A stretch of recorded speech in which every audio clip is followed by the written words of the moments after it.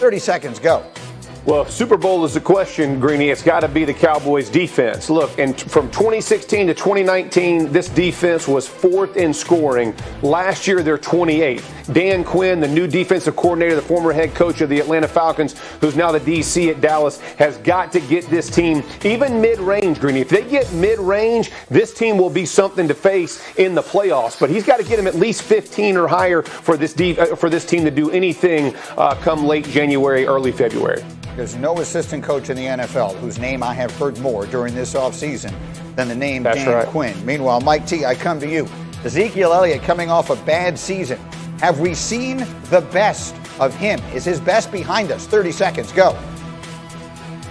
Absolutely not. And here's why. Three big reasons.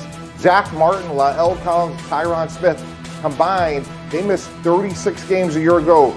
They are three frontline offensive line. Compare that with Dak Prescott coming back and two number one receivers in Amari Cooper and CeeDee Lamb. Much better spacing, much better offensive line play. Zeke Elliott's going to have a rebound year and play very effectively for Dallas.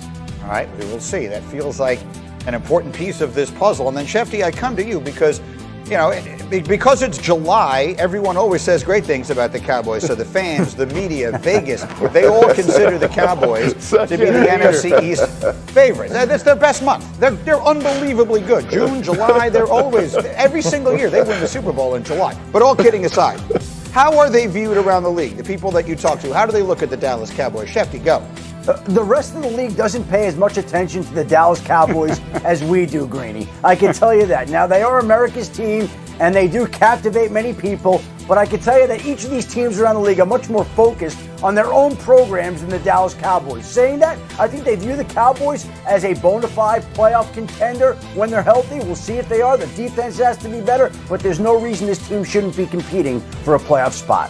All right, that is a fair look at it. I will say this. Every team in the league will be paying some attention to the Cowboys this summer because they're going to be on Hard Knocks as that franchise returns. And Stephen Jones was talking about being on Hard Knocks, and he said an interesting thing. He said, you're always going to be in the limelight when you're with this organization. That's part of it. At the end of the day, we believe, although it hasn't played out for us in quite some time, it will be really good for us. It can add a hardness and have us ready.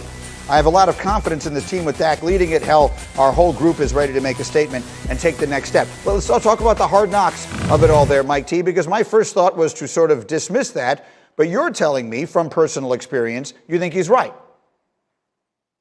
I do, and I wouldn't have said it unless I went through it back in 2010, which is with the eyes of the football world on you, players play better, they practice harder, it's more competitive. And Greeny, I happen to teach a class at Columbia, and we covered in the late 1960s, Vince Lombardi actually saying the very same thing. Now, this is maybe the all-time greatest coach in the history of the sport saying that when he was coaching the Packers, he used to have cameramen film practice because he actually got better practices because the players knew they were being filmed. So fast forward to 2021, I agree with what Stephen Jones said. Maybe it does benefit them being on Hard Knocks. Sometimes we look at it as the potential to be a distraction, but maybe it is the opposite. Jeff Saturday, what do you think?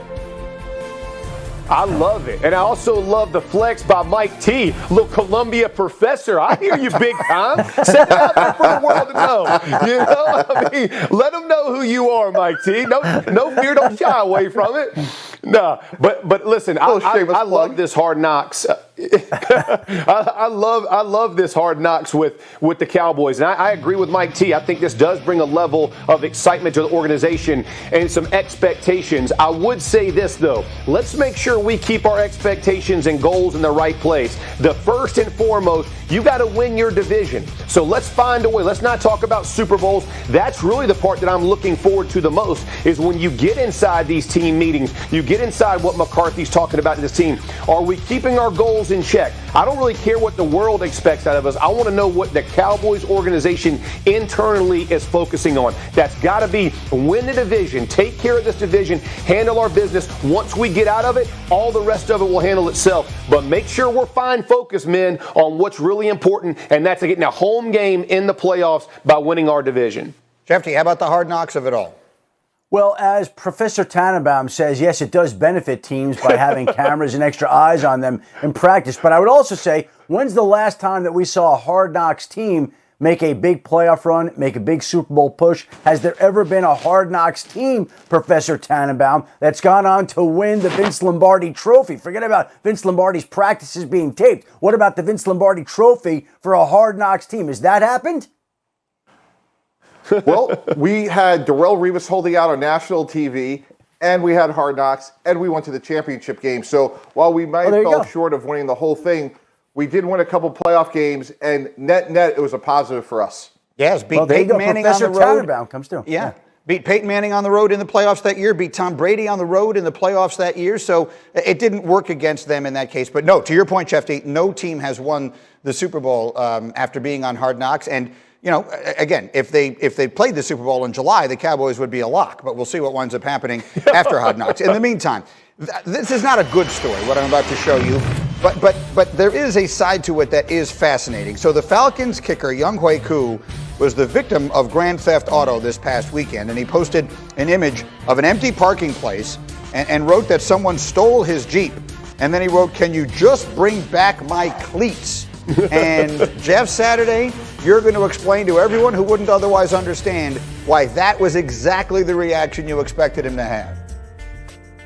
Kicker's insanity, Greeny. My favorite, I mean, obviously it's awful somebody stole his Jeep, but my favorite point of it is all he cares about is cleats. I mean, how tight is it on game day? Is it fit right? You know, what kind of sock do I have to wear? This is, the kickers are crazy when it comes to their cleats and how they prepare. This has thrown him into a completely different stratosphere. Again, keep the Jeep. You can have it. Bring my cleats back so at least I can get my mind right for the season. I mean, this is, if you could go into every kicker's head, every kicker in the NFL would say the same thing. Man, just bring my cleats back, man. That's all I need.